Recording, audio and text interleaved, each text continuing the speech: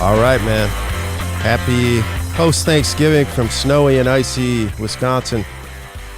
Yeah, you guys got it. You guys got it good.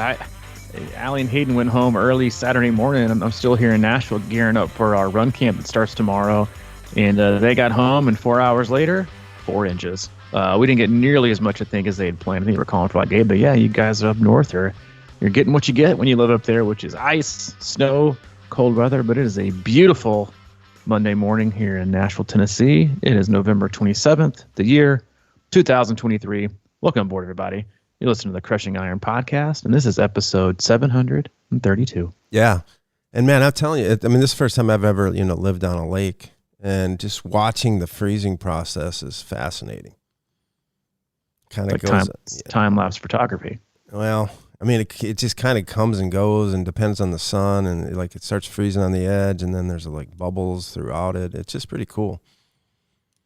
Get you. You're like a marine scientist, or whatever they call people like that. Yeah. Yeah, you're getting into it. But yeah, did you have a good Thanksgiving? Yeah. Had hosted up here at the new place. Had some cousins and uncles and the whole 9 yards, and mom and some cousins and uncles. No, yeah, and I even talked 4 of them into plunging out there. Yes, there were rumors of that, and I think we even got a question about that here in the Q&A. We dropped in and did a little bit of Q&A today, since we're only doing one podcast this week, and we haven't done one in a while. But I saw a cold plunge Man, question. Was I proud of them? It was like 41 degrees, and they hadn't done any. And all of a sudden, they're jumping in and holding on for a few minutes. It was pretty impressive. Like chin deep?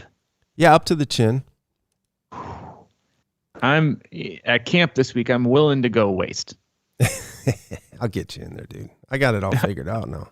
You got willing to go waist, and that's mainly because I feel like I'm so out of shape. If I don't, then I'm not going to be able to make it through our stage race. But we'll see how that goes. We hope everybody had an amazing Thanksgiving. You're able to connect with families, friends, relax a little bit, watch some football, do whatever it is you do over the holidays. And if it's your first time tuning in today, welcome. We appreciate you giving us your time. We know you have quite a lot of options in the Triathlon podcast universe and just podcasts in general in terms of your vibes. We appreciate you tuning in today.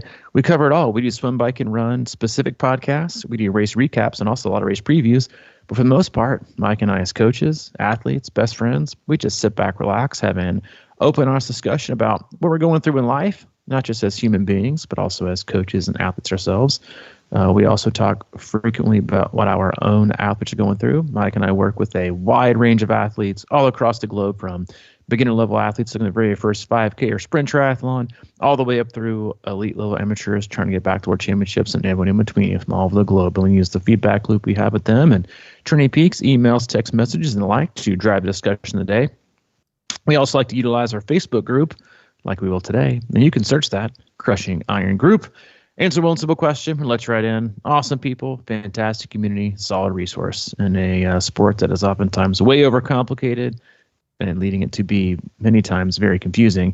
It is a solid space to get actionable information from seasoned veterans to help you avoid some of the same pitfalls we've had along our way. But that is it.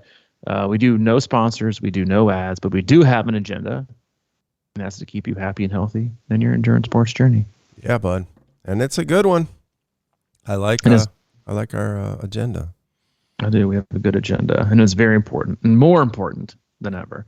But like I said, we have our Facebook group, and we go in there about at least once a month, or we try to, or at least every 4 to 6 weeks. We take the pulse of the community. We add a little drop down to post questions, and as I kind of stated in my comment to elicit these questions, I said, the off season, we tend to get more questions than ever because less training time means more thinking time. And that it's kind of like tapering, an elongated tapering period for athletes. Like as coaches, you never get more panic and anxiety and freakouts than you do during the taper because their time is not filled with training. It's filled with thinking, which is oftentimes the athlete's worst space to be in. So we get a lot of questions, and this is no different. We have a ton today. We'll try to get through as many as we can. Our first one, and I can feel you on this one, Jill. It's from Jill. She says, struggling with finding good running shoes. They keep changing them. Companies cannot leave well enough alone. I buy 3 or 4 pair when I find some that work. How do you find new ones without breaking the bank? This is an excellent question, and could be categorized under one of my biggest pet peeves in the endurance sports business industry. Stop changing shoes.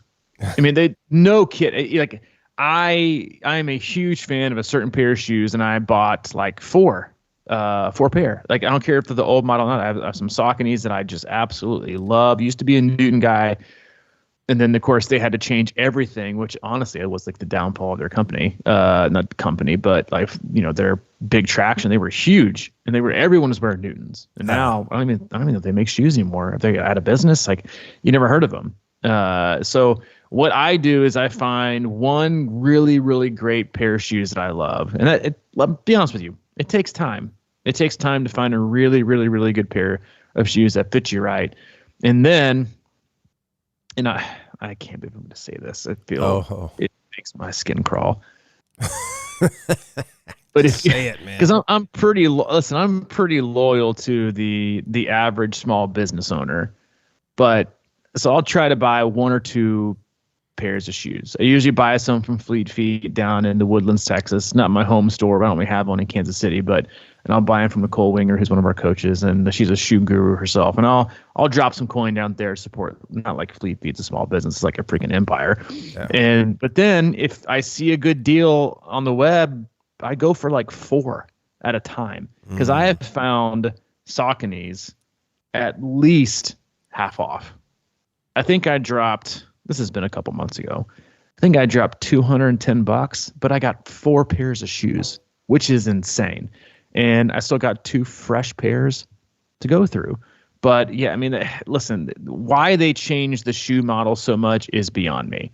Because you would think, because people are especially runners more so than triathletes. Triathletes are like, hey, I got a race, I got an Ironman this weekend. You know what I think I'm gonna do?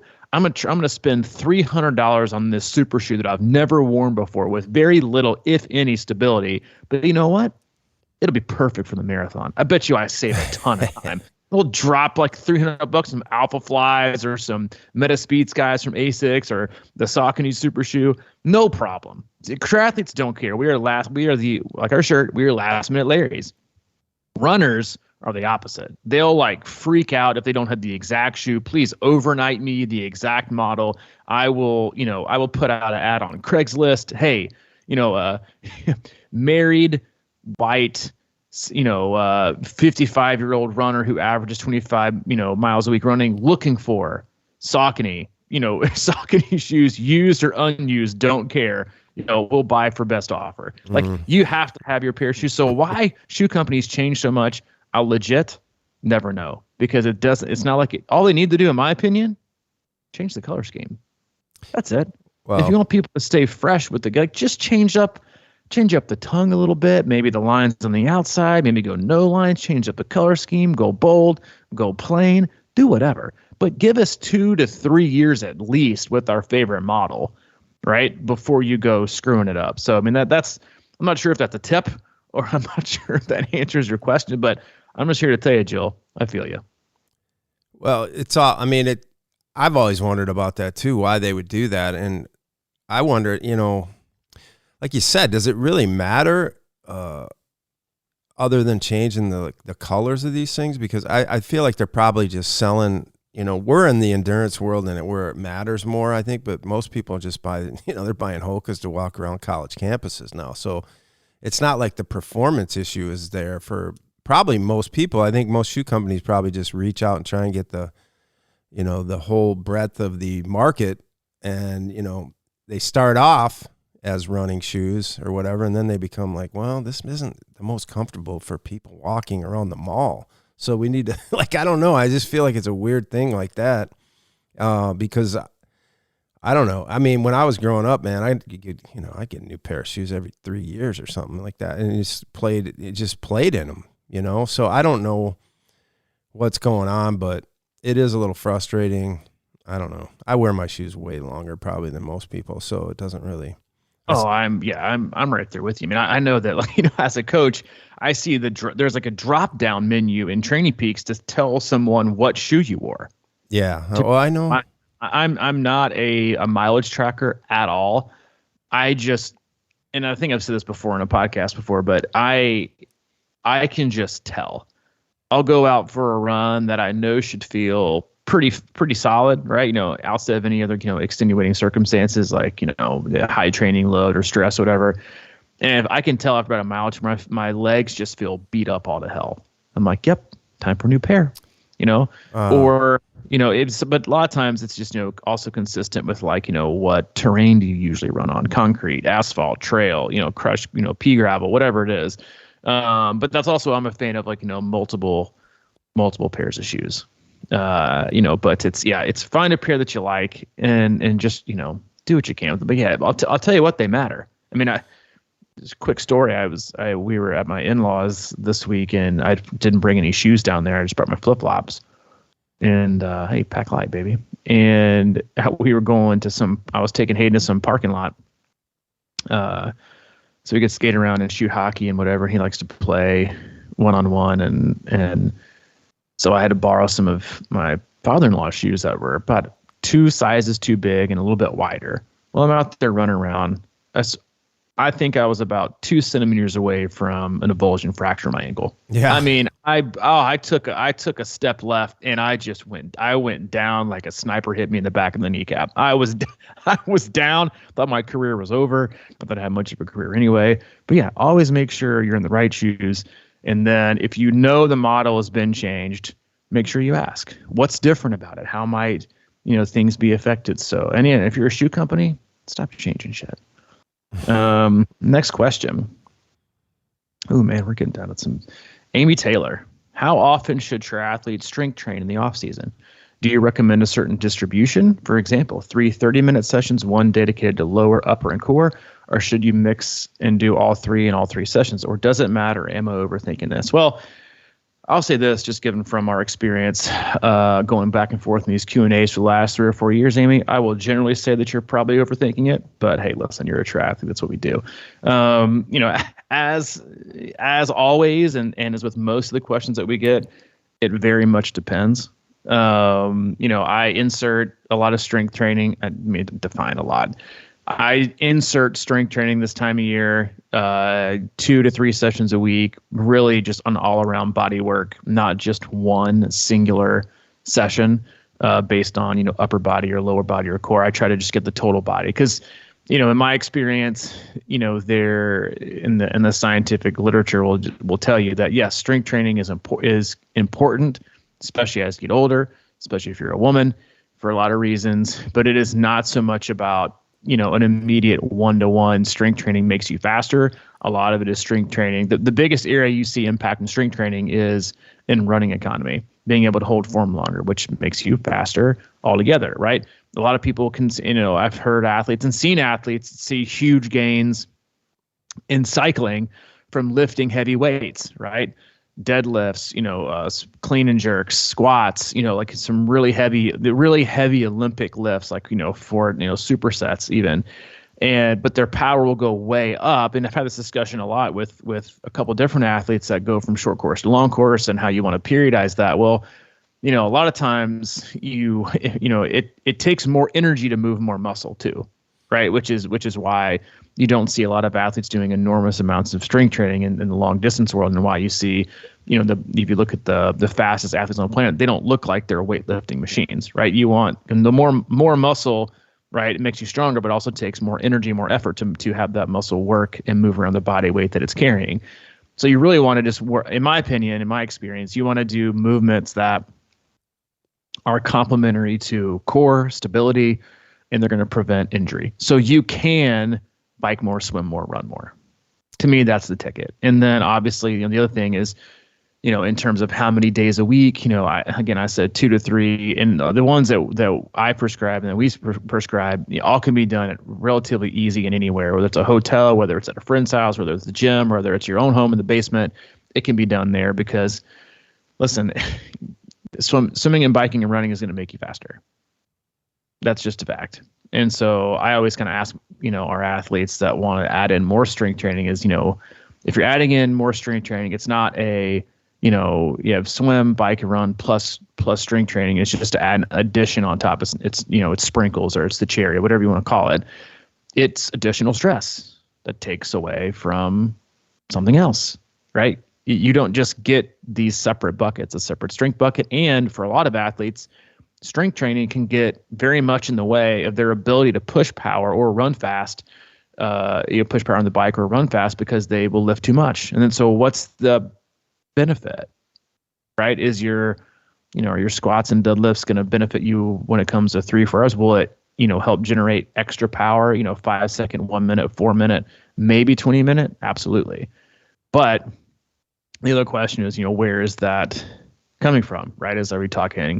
Are we eliciting, the glycolytic response and pulling from there what you don't want as a long course athlete, or are we working on our fat oxidation, which is what you want to worry about as a long course athlete or a 70.3 athlete, and really even, Olympic athlete, Olympic distance athlete. So, that's a question. It's always the buzzword. But honestly, if I'm going to choose to focus on one of the three, upper body, lower body, core, I'm working on core and stability all day long. If I'm an athlete and I have to choose my time wisely, it's easy to do strength work in the pool. Paddles, pull buoy, band, done. It's easy to do strength work on the run. Find some hills. It's easy to do strength work on the bike, right? Big gear workouts. These are all specific to what you're doing.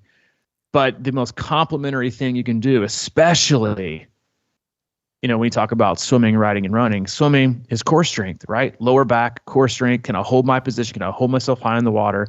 On the bike, can I hold that air position, or am I clenching? My abs are so sore. That affects things. Then running, it helps you with better posture, better economy. So if I'm having to pick, that's what I'm picking. It's a good pick.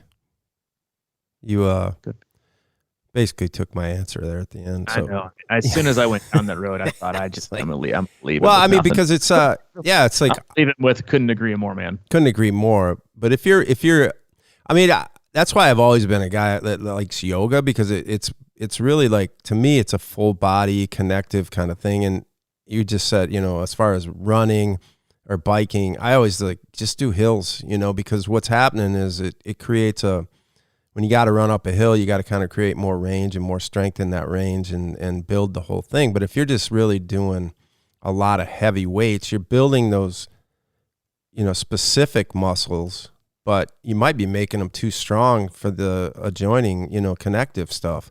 And that to me is one of the things I always think about is like, yeah, you're getting stronger in that specific thing. But if you're wearing down over time, it's because everything's not working together. And like you said, the core to me is the absolute key to everything.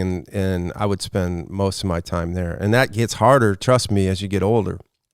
It's just, you can, like, I can go out and do a nice run or whatever, but then just sit down and do core work is it's something you got to build up. And I just think that figures in so much more than we even realize. I mean, even just sitting on the bike, being able to hold yourself up without having to put pressure on your shoulders and your arms when you're an aero or whatever, just having a little bit extra core strength will carry you so much further.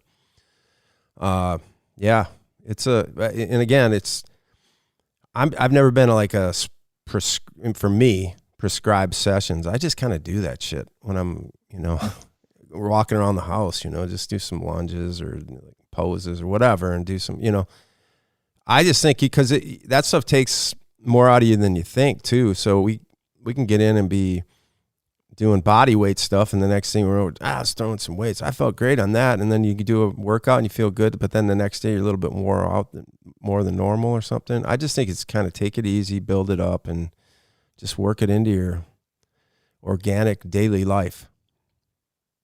Yeah, drop and give me a 30-second plank. I mean, little things like that. And honestly, I'm gonna do 100,000 push-ups in 2 days or whatever. I mean, especially this time of year, right? When I know we have an athlete, there are a comment and a question about this in a little bit, but especially right now when a lot of athletes go from training on their racing bikes, so their TT bike, they're an aero, to the road bike or gravel bike or an indoor bike or a fat tire bike, or they're sitting up. Now's the best time to do that, because I think anybody would tell you that if they go from, doing road bike stuff and they go down and they have to clench, right, and hold their core in aero, they're so sore. And that also affects your ability to stay in aero, which it also affects your ability to handle, right? It's just lost time. So again, we don't harp on it too much, but yeah, the core plyometric stuff like that. That's the stuff that's going to make you, I think, put you in a better position to be a better athlete this year. Tina Brown. During this off season, I'm working on my run pacing. I'm also participating in the run program. If a majority of our training runs are easy, how do we flip the switch to go into race mode on race day? I'm coached by the one and only Mike, and we chat about this a lot. I thought it would benefit others. This is a great question. I have a lot of thoughts on it. I'll try to be concise here.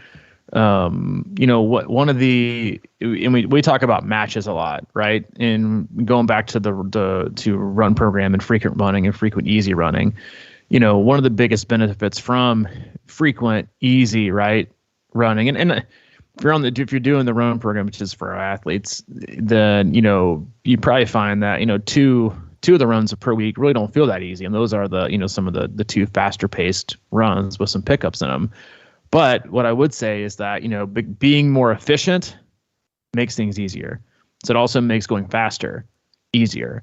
And I think one of the downfalls with, and this goes with everything, swimming, cycling, running, you talk about a lot of athletes leave their race and training, is that when you got to go to the well, if you're fresh and you haven't gone there, then you can go there. Yeah. But if you go there every week, or you got to just explode and dust yourself, you know what it feels like, right? It's kind of like the hot stove thing. Like, once you touch it once, you don't want to touch it again. And you probably a little bit hesitant, right? You're kind of jumpy about things.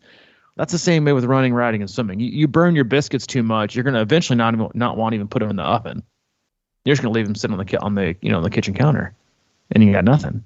And that's just one of the things that I think people have to understand is getting fit and having better running economy comes with running, from a lot of people, it comes with, running often and easier, but you can't run more if you don't run easy. Right. So that's, again, one of those things you have to kind of understand for most athletes, and then you're understanding stress and what it brings, but being able to, to just rip one off, it is something that you have to practice, and it is something you have to have faith in. I think a lot of athletes, I think you come across, three different kinds of athletes. One athlete who always tends to overdo it, right? Who overshoots it and goes out way too fast and then fades.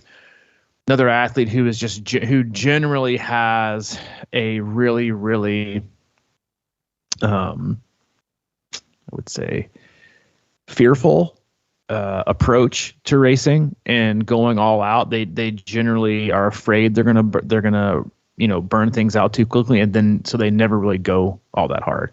That goes to training too. Then you have the other athlete who is a learned skill. They have to learn to go there and learn to push past and learn how to, and in order to do that, you have to make mistakes. But that's one of the things about endurance sports, right? Is that you got to kind of pick and choose when you want to go to the well, because it doesn't feel good to go there. And if you really want to get the most out of yourself in a 5K, 10K, half marathon, whatever it is, you can't be afraid to go there. And you can't be resistant because it's going to be painful. You have to just tell yourself, this is going to be incredibly painful and it's going to suck. But the faster I keep moving, the sooner it's over. And, so again, I think it's a skill that has to be learned for most athletes. And some athletes have to be challenged, right? Just go for it. Like, don't be afraid to fail. I think triathletes tend to have this stage fright, in training, and then wonder why they can't pull one out on race day. If the coach gives you the green light, then don't go through the zone 20 miles under the speed limit. Fucking hammer it. You got to find that gear.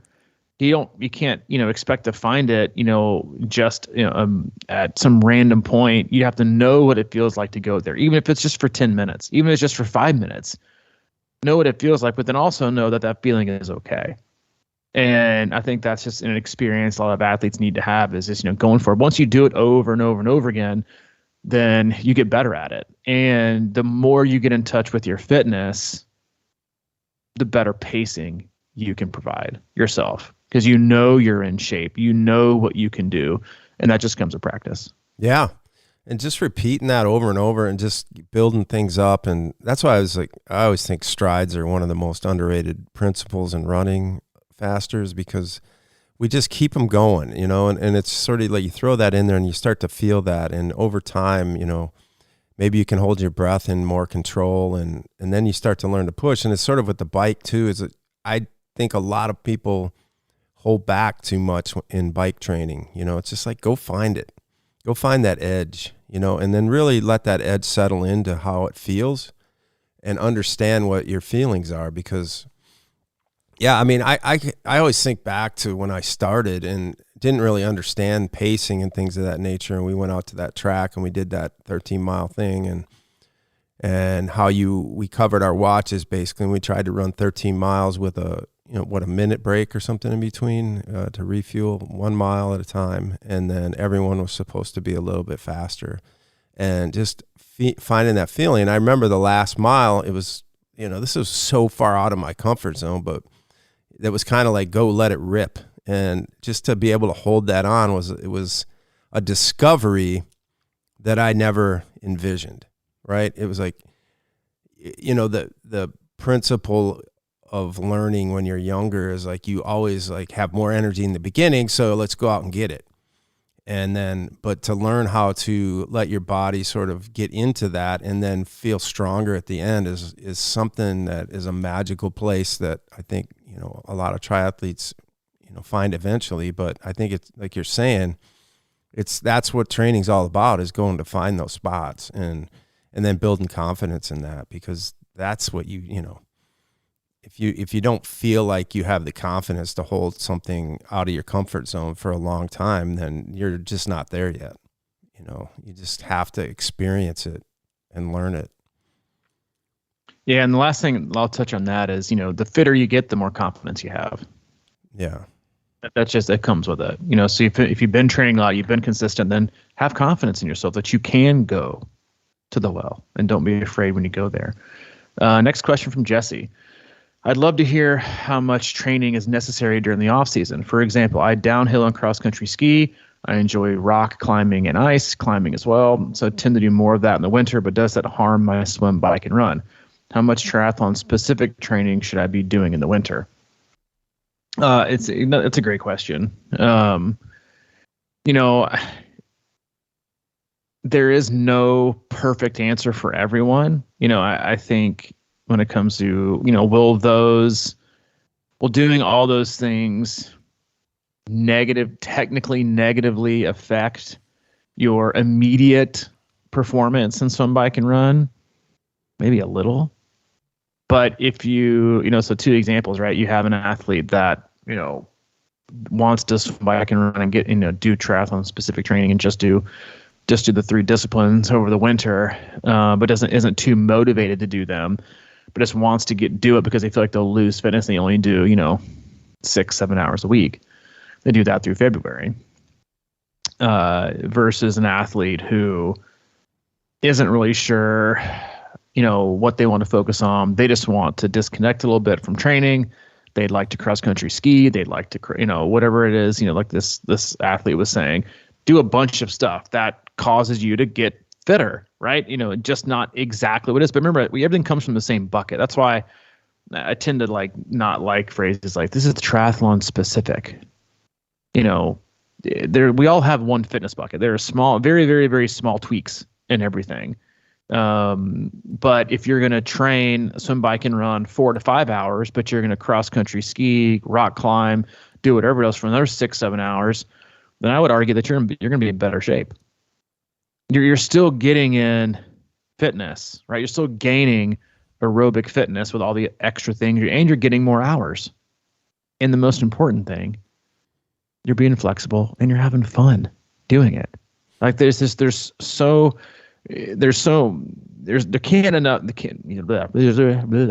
even spit it out of my mouth.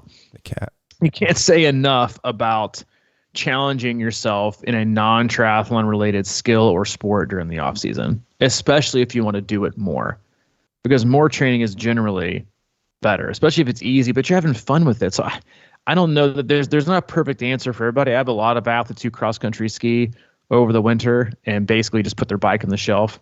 The only thing I would say is that, if you give up running a ton, and you get really aerobically fit, And you see this a lot with athletes that might come from a rowing background or a cycling background, some background. They have these giant aerobic engines, but they have no durability. So just be careful, right, that you don't, put too much running on the side and not run at all, because maintaining a strong, chassis and being all around durable is a huge asset. But if you give up those, that contact, that load that you get with running, then you just do, not non-impact stuff, because what you're talking about isn't non-impact, but it's not nearly as jarring as running.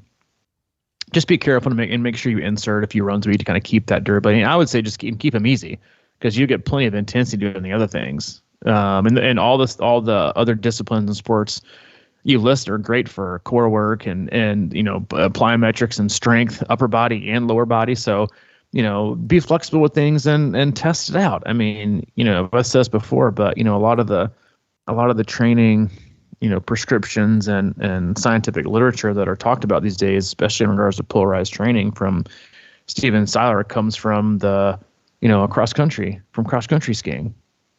I mean, loads and loads and loads of it, come from cross country, skiing. So there's a lot to be gained from doing things like that and cross training and having fun, because do things need to be specific? For sure. But there's a time and place for that. Yeah, you said that well. And I think the balancing of the loads, and especially if you're climbing and you're doing things because I think of course, cross country skiing is so full body. I think you can't go wrong with that. But balancing the load, make sure. I mean, like for me, if I know I could pick up the bike right away, if I did cross country skiing and hiking and whatever else I was going to do, I could probably pick the bike. I'm just comfortable on the bike. But like if you're trying to be a better swimmer, I feel like it's probably not a bad idea to keep swimming if you can a little bit. Because it's just one of those things that most of us didn't do a lot when we were kids, and I just think you need the hours in a way. So that's one thing. But I watched this interview with Wayne Gretzky the other night, and he was talking about how he just always tells kids to play every sport and cross train. And he goes, he's 100% sure that all those other sports made him a better hockey player. And I just think it's cool to hear that. I mean, he at some point he said he had to get specific, obviously, but he played through like 12 or 14 years old. He played all sports, and he believes that was the best thing for him. So I think it also is like, if you have a glaring weakness, like I was saying, with a lot of people at swimming or cycling, whatever, I do think you'd probably want to keep that in there. But like you said, just keep it easy as sort of a supplementary thing, and just keep your legs moving or your arms moving in the patterns that they need to be kind of crystallizing over time. And I think that would probably be a great supplement. It's almost like you're supplementing your winter training with triathlon. It's that weird cross train that I always like to talk about. When I first started this sport, I was just running, and then I found triathlon, and that was a cross train, and now I've always been about cross training that cross train. And cross training should be way more encouraged than it is, in my opinion. Because there's so much to be gained from it. But it has to be triathlon specific. I'm like, well, you just always remind yourself that your fitness is one bucket. Yes, there are specific things that relate to your sport that you have to be good at when it's time, and you have to, be on the pointy, and you have to get the most out of your performance. Sure. But let's say you're a fat, out of shape basketball player who used to play in high school and maybe a year in college and hasn't worked out in forever and has no fitness and walks out to the Y and goes to play a pickup game against a triathlete who played middle school basketball, 1 year high school basketball, but trains 14, 15 hours a week. Guess what? That triathlete's going to run him all over the court and dust him. But not in the post-up. Well, you never know, right? You never know. It's not like when you change to a different sport, you lose everything. And I just think that's it can't be said enough. And that's I love what you said about Wayne Gretzky and playing different sports. And we've all, obviously our fame has become all about hockey with Hayden's just obsessive love of it. But I even told him the other day, it was over Thanksgiving break, he asked me to every day, can you take me somewhere to skate and to shoot? And I will readily admit that it's very, as a full-time coach who I believe was put on this planet to coach, it is very hard for me to close my mouth and not coach him sometimes. Even though I don't know that much about hockey, I know some things, but I try to keep my mouth shut when we go because just to have fun. And so we went out. I mean, I think we got in town on Saturday every day, whether we do, because I drove because I was going to run camps. I brought his little mini goal with sticks and rollerblades. And I just remember telling him the last day, which is I think Friday, we went and skated for like 30 minutes. And then we were packing up to leave. And I said, "You have fun today?" And he said, "Yeah, I had fun." I said, "Always want you to remember that when we go out and do this, it's all about you having fun. Skate around, do what you want, try trick passes, try, fun moves. Just be out here having fun." Because I said, "You know what happens when you're having fun?" And he said, "What?" And I said, "You do it longer." And I said, "You know what happens when you do it longer?" And he said, "Yeah, I get fitter." And I said, "Yeah, that's true. But always remember that when you're out here with me, you're having fun. No details, no hockey specific training. Just have fun and do it." And I know, and Ali texted me yesterday. He went out to his travel team hockey practice and was one of the very few skaters that got a compliment from his not so complimentary coach about his skating. And I guarantee you a lot of that had to do with him just being out on his skates every day for an hour, just having fun. Running around playing basketball. He did that a couple of times too. Just having fun.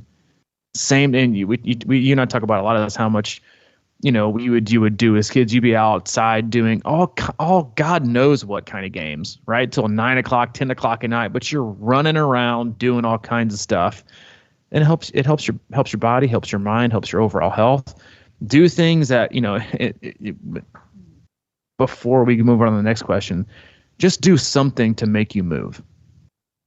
If you don't want to do some bike and run, then go find something to make you move. Go for a ride. Go pick up a different sport. Do something to make you move. Eventually you'll come back to it. But again, cross training to me is way, it's just not talked about enough, and more people would benefit from doing more of it than not. Yep. I couldn't agree more, man. Next question. Man, we got Dick rolling in today. From Andrew. I understand the phrase more days than not, but for each of the three disciplines, at what weekly volumes do you tend to see athletes make the most gains that stick? For example, with swimming, is 8,000 yards? Is it 12,000 yards? Is it 2,000 yards? Same for biking and running. Man, this is a tough one for me, especially with swimming, because with swimming, you tend to see athletes get better with better form. And that's not because you could have the worst form on the planet and do 20,000 yards a week, or you could spend and not get any better. You could just have more endurance, but you're going to need it because your ass is going to be in the water longer. Or you could spend, 3 concentrated 30, 45 hour long sessions where you only get in 8 to 9,000 yards, and you're really focusing on getting the correct form down. Well, that person will be faster. Yes, they have to. They might be faster over the 200 and not the 2,000, but they can work through that. Cycling. I tend to see athletes see the biggest gains in cycling when they can find either consistent rhythms or patterns, or even just a consistent training block or two leading up to a race, so they can get in 4 rides a week. That's something that I've tried to work into more and more athletes this year. Is trying to find ways to ride 4 times a week because it is so beneficial. Swimming is a tough one for everybody. That's not a professional athlete that has normal life constraints. If I told you to go, Mike, to go to the pool, living where you live, right? The pool is probably 25, 30 minutes away, which isn't uncommon. Mm-hmm. And I said, I want you to swim 4 times a week for an hour each time. You would tell me that the return on 4 hours of swimming would be 8 hours of time. Because it would take you at least a 1-to-1 ratio of minutes, an hour to swim, an hour of your time to get there, to get to the pool, to get in, to do it, to leave. And then the reality is, if I tell you to get in the pool and do a set that's going to take it around an hour, you're probably only swimming for 45 minutes of it. So now we're looking at 3 hours and 15 Now we're looking at 3 hours and 15 minutes, or 3 hours of total swimming for the week of active swimming, but at 8 hours a time. That's just not a really good return, right? But, I could add another 30, 45 minutes to a few rides each week and then figure that out. It's really hard I will say that I have seen athletes benefit from all things. I've seen a lot of athletes benefit from running 5, 6, 7, 8 times a week, really, really short. I've seen some athletes do better running a little bit less, 2, 3 times a week. Mm-hmm. Having said that, you always have to kind of look at the entire picture. You can't look at discipline specific, right? Because it's an entire race. There's one sample set you could argue, because I had some really, great achievements this year in terms of what athletes were able to do and kind of transcending their performance when we swam a lot longer, we rode a lot longer, and then we ran a little bit less, but we ran longer when we ran. So we didn't run as frequent, but we ran more when we did. And a lot of people ran really well, but did they, again, you're talking about the total picture of a triathlete, right?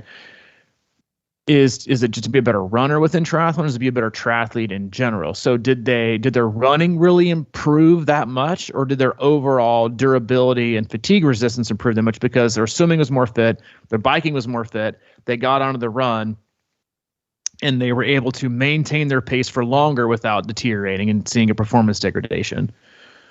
Yes, I think so.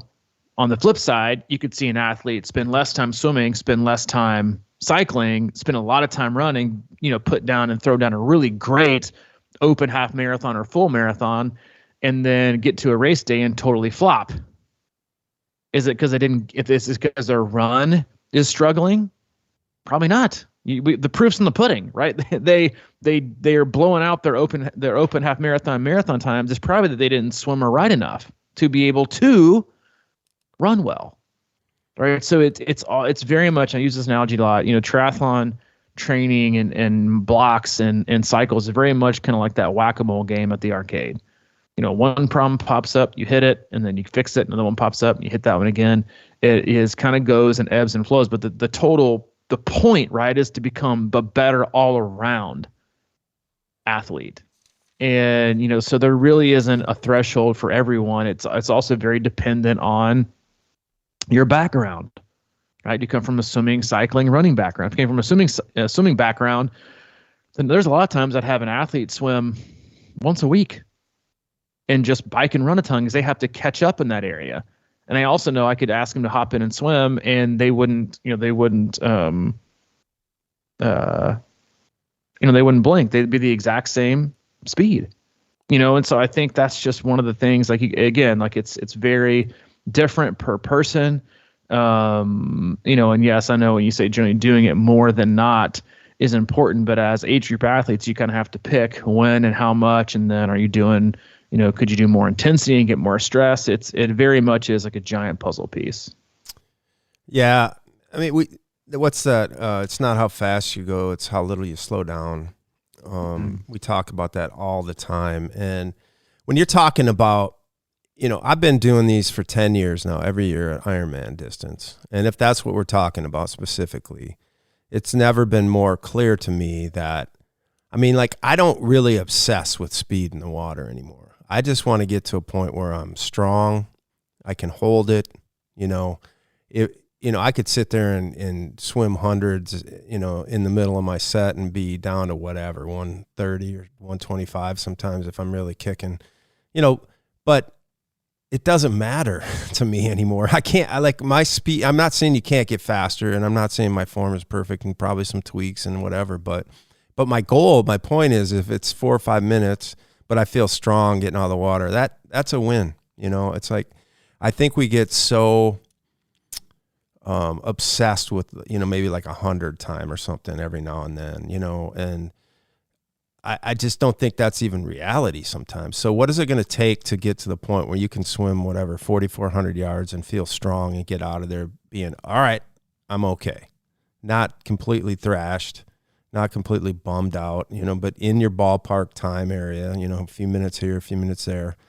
Is it going to matter if, everybody I think, like my thing is too, I like to think like I'm a good swimmer sometimes and want to be fast. I think that's everybody's goal is to get, fast swim, but the reality comes, and my thing has always been cycling, and what you were saying is so dead on for how I think now. And I know, like with my cycling speed, same kind of deal there, it's like, I can always ride fairly fast, but really it comes down to my ability to pace it out and not crush myself. And of course this year I did, and I got off, and my run was it didn't matter. If I was running 2.5 hours or my long run was 140, or it doesn't matter because I was trashed within the first 3 miles. You know what I mean? So it's like, at what point do we not realize that a lot of times the absolute key is probably to cycle more for most people, don't you think? Be a better cyclist. I would, yeah, dude. I mean, that's a pretty simple solution, I think, for most really triathletes or Ironman. Yeah, I mean, it's the hardest one to keep doing. I mean, not the hardest, but you know how it is. No, I get it, and I go through this internally all the time with different athletes, and some athletes I know for a fact it's, that what works for them works for them. There's no reason to reinvent, the wheel.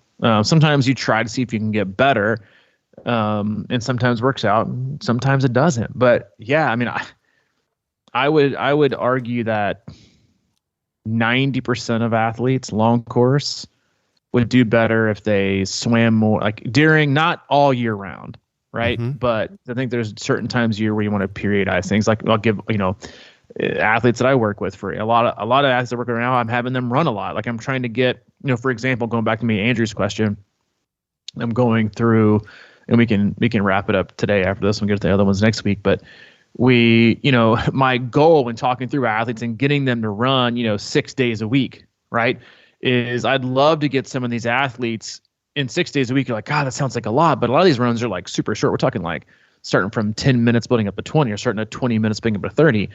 So it's not a lot. And it's funny because a lot of guys say, I really love these runs. They're just like nothing, and I don't have to dread anything. But the goal, right, is to take, let's say you, for example, and, your goal is to do, a 70.3 or a full distance race in, August, September, October of next year. And again, going back to, run durability, it's that thing that you can, if I said, all right, Mike, and you've been running a ton, and then you don't run for like a month, and you went out and tried to match your long run from a month ago, you'd be sore, right? You would just, muscularly, you'd be a little bit sore. Mm-hmm. Having said that, if I said, all right, do a big bike block and then take a month off and then go back and try to match your longest ride, you could probably do it. Right? Like we see people do it all the time. Because it's no impact, right? It's just an aerobic thing. Yes, you might have a power reduction. Sure. Heart rate might go up. Sure. But you can do that, right? So for me, most of the time, cycling blocks are really great close to a race, because it really does get you in like a really, really great fitness post. So for you, again, go back to my example. All right, Mike, I want you to run 6 days a week for, 6, 8, 10, 12 weeks. With the goal, is getting you up to a certain number of minutes, or maybe a certain number of miles, right? Of miles per week. Whether it could be 25, could be 45, depending on your athlete, depending on your speed, how much time it's going to take you to do those 25 or 45 miles. Well, now, once we move into more, maybe January, February, we're going to add in more swimming and more cycling, right? So, how do we keep up that? Well, now, because you've proven, right, through a big run block that you're now durable enough to withhold this kind of mileage. Well, now I'm probably gonna shell that back down to maybe 3 to max 4 runs a week. So now I've removed, and those runs would be a little bit longer, so we can still maintain, right, that 30, 35, 40 miles a week, 25 if it is, right, to still keep that, and then ride a lot and swim a lot, right, and start doing those things. But we know we've got our durability. The most important thing is to keep it, right? So we might not do a long run every week, might do an extra ride on the weekend, but I'm having you do your long run every other week just to keep it. It's always better to keep it than to lose it and try to get it back. And But when it comes to like the more you get into this and that's just this time of year, you don't want to be, in my opinion, you don't want to be sticking athletes in the pool when they have to go out in like 10-degree weather, hop in a cold ass pool. They're going to become very resistant to swimming. Same thing with riding. I don't want them doing 4-hour, trainer rides. No, they're going to get burnt out by the time it's race time. But by the time they can actually get outside to feel the wind in their hair and the sun on their face, they're hating cycling. They don't need part of it. So, I think most athletes, instead of focusing on these 2.5 hour, 3 hour walk runs and these stupid, insanely long bricks people do, ride your bike more. And for God's sake, swim more. I mean, I can't tell you all the bad raps people give their cycling performance, their running performance. A lot of it comes right back down to the fact that you swim zone 3, zone 4, and are producing lactic acid in your swim. And it took you an hour and 45 minutes when it should have taken you an hour and 10 or 15. And then you get on the bike and you're wondering why your bike performance was terrible. And then you expect to pull it out of your ass in the run? No, I am 100% in agreement with you that most athletes would be so much better suited, especially once it gets to be, February, March, April, the warmer parts of the year, getting closer to race day, is just ride and swim a ton. And, we talked about this a lot with, in respect to zones and training, is, it's easier to do more volume, right, when you run easier because you're not chilled. So, cycling and swimming, it's easier to do more volume with that because it's no impact. And if you can keep up the durability on the run and make sure you're strong enough to hold things through to the end, then you're going to be in good shape. Yeah. And, my easy run pace these days, when usually it always has been right around 10-minute pace. And when I get in the race, it's 12 lately, the full. So is this my speed issue? No, it's not a speed issue at all. I don't know. It's just a strength thing, So yeah, get off that bike, put enough in to get off that bike where you can just hold that all day thing where, maybe you're not excited about being fast, but you're going 2 minutes a mile faster than you might. Exactly. So it's like, that's the speed conundrum. And there's just, and again, like there's so many, there's so many ways to skin a cat. There just is. There just is. It's kind of like, Thanksgiving Day dressing or stuffing. There's like 19,000 ways to make it. But training is the same way. There's so many publicized ways of getting faster. Or the specific training model is best, or this is best, or this is best. And a lot of times you just got to figure out what works for you, what's going to allow you to be the most consistent, what's going to allow you to have the most fun, doing it. That's something that I think year in and year out I try to do a better job of is listening and really trying to respect who an athlete is, right? Are they a governor? I don't like to push, right? Like you talked about. You're trying to encourage them to take more opportunities to just fucking lay it down. Whereas you might have an athlete who's a freaking, drag car racer, and you got to hold him back all the time. Mm. But you don't want to hold him back too much, because you don't want to take the fun away from it. So I have an athlete that has been working with me for 6-7 weeks, and she just got done with her first 4-week blocking, and has been very resistant to some of the running, and it's a little bit easier, even though she admitted the most of her running previously was just straight up gray zone and way too fast. I see this all the time with athletes, but she has stuck to the plan with perfect precision. But she's like, I'm just going to tell you right now, I'm not a huge fan of this. I'm like, all right, just give me. So what I did was I snuck in a run this week that was very, very, very, very hard. Mm-hmm. And I just said, hey, make sure you check Wednesday's run. I updated things. I want to, I think I said reward. I said, I want to reward you for your trust. Let it rip.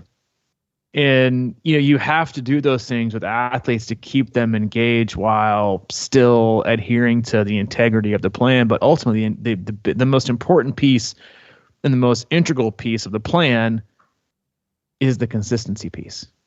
And so if you can't get athletes to be consistent with their running or consistent with their biking or consistent with their swimming, then they're never going to be better at it.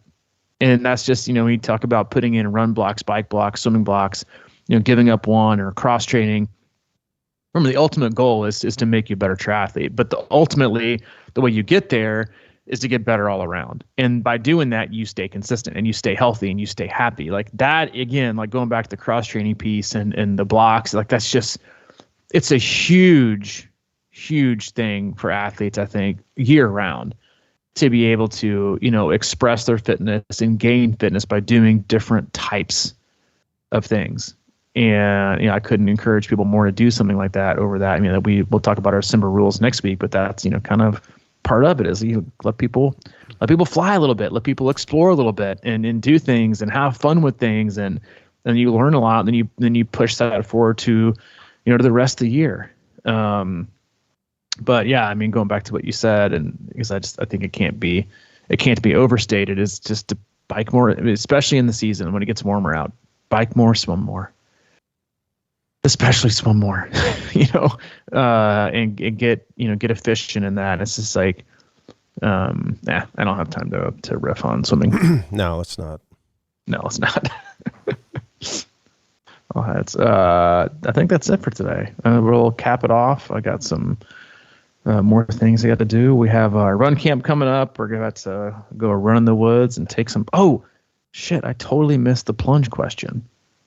Before we get off the air, because this I think she was like question 2 and it got pushed up and I totally 100% missed it. And that is on me and I want to make sure I got to it because this is right in your wheelhouse. This is from Lisa. I've been starting to get into some cold plunging. I have a tub in my basement. Ooh, nice. Would love to hear more details about Mike's plunging. So any tips for the new plungers? Absolutely. I found out because I started doing it maybe a month or so ago, and I've pretty much hit every day. And as you can imagine, which was the plan, was that it was going to keep getting colder and colder and colder. On Thanksgiving, it was 44 in the afternoon, and the next day we iced up, and it was down to 34.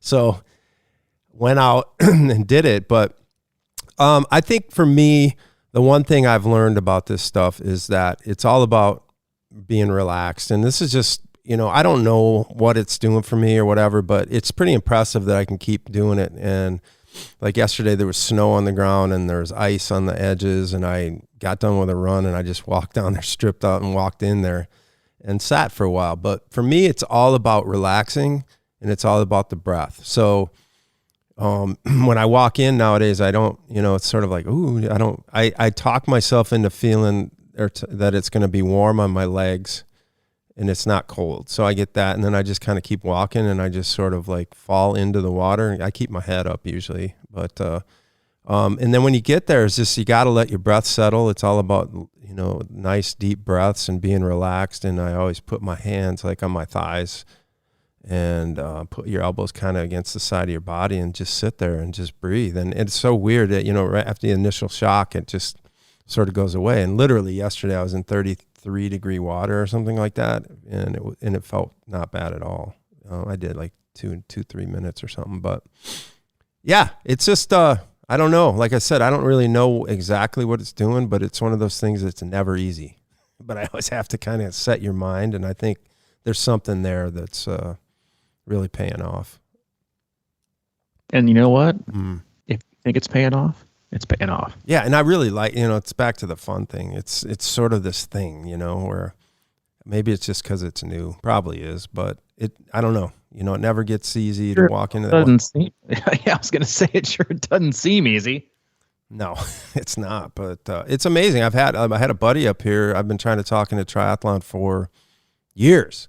And he came up again. Last time he came up and he did it, I was surprised. I think it was like 50 degrees at that point. And I was shocked that he even did it. And then he's like, I'm coming up tomorrow. We're plunging. We're going to do some berm hiking and all that. And I said, okay. And he went in. It was 34 and stayed in there. I couldn't believe it. And now, like, I'm getting, texts from his wife about, hey, he wants to do iron or the half. And he's excited about it. What should we get him for Christmas and all that stuff? So I don't know. It can kind of maybe wake you up or give you a little confidence in pushing your body or something like that. I mean, would you consider yourself a plunging influencer? It may be happening. It might be happening. Well, it's just, yeah, man. It's just so interesting. Like I always said, man, it was 4 or 5 years ago. I was talking, I love it. And, we kind of started doing it at camp, but I was always kind of frankly, kind of a wimp about it. I'd go sit in the water, but I was always afraid to go up to my, chest or whatever or go under. And now, I mean, it just takes time. I think it's one of those things where you just start slow and start with cold showers, actually, 15 seconds and then just get out. But I think it helps relax, It's like he was talking about yesterday. He's like, I was like, just relax, man. And he goes, it's 33 degrees. He goes, that's like telling a pitcher to relax when he's got 1 out left and a no-hitter. And I said, well, those are the guys that get the no-hitter, though. That's true. I mean, you're not wrong. Yeah. And I can tell you, I've been resistant to it for the length of our friendship. But I'm gonna commit to going at least waist deep this year. Well, yeah. I don't want to overcommit. I don't think you should, and I think that's what I always tell people is that there's never any pressure with that kind of thing because I know. I mean, it can be a weird thing, and it's not easy, but just baby steps. Yeah, I don't have time for that. All right, dude. All right, man. As always, it's a pleasure. We love you guys. We appreciate you. Hope you had an amazing weekend. Hope you have an amazing week this week. We'll be away at run camps. We'll see you the following week. Back to our 2 regularly scheduled podcasts per week. And as always, we appreciate you. Go to our website, c26triathlon.com. There's our one-stop shop for all things coaching, camps, and community. If you need anything from Mike, he is available, CrushingIron@gmail.com. If you need anything from me, c26coach@gmail.com. All right, man. Time to hit the road. All right, dude. I'll see you tomorrow. See ya.